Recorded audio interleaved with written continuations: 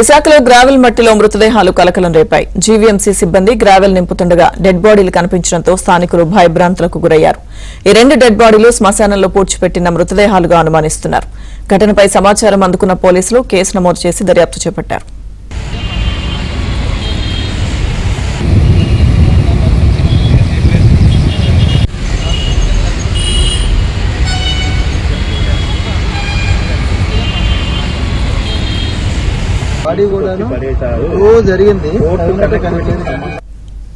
విశాఖలో మృతదేహాల కలకలం రేగింది. పూర్తి సమాచారం మా ప్రతినిధి సతీష్ అందిస్తారు.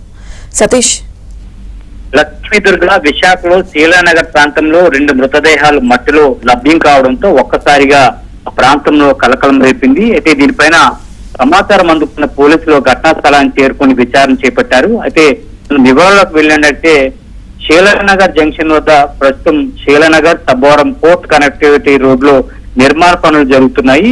ఈ నిర్మాణ పనుల్లో భాగంగా ఈ రోజు తెల్లవారుజామున సుమారు 2 నుంచి 3 గంటల ప్రాంతంలో అక్కడ ఏదైతే డెబ్రిస్ ఏదైతే ఉంటుందో అక్కడ మట్టి నిర్మాణ పనుల్లో భాగంగా అక్కడ వేయడం జరిగింది.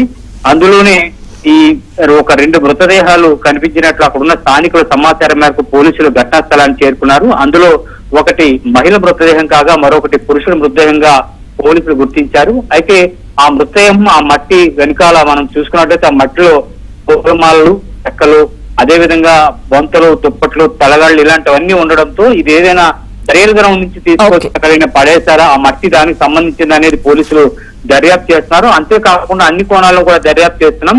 దీనిపైన విచారణ చేపడుతున్నట్లుగా ఏసీపీ శ్రీనివాస్ మీడియాకు వెల్లడించారు. లక్ష్మీ చెప్తా. Okay Satish, thank you.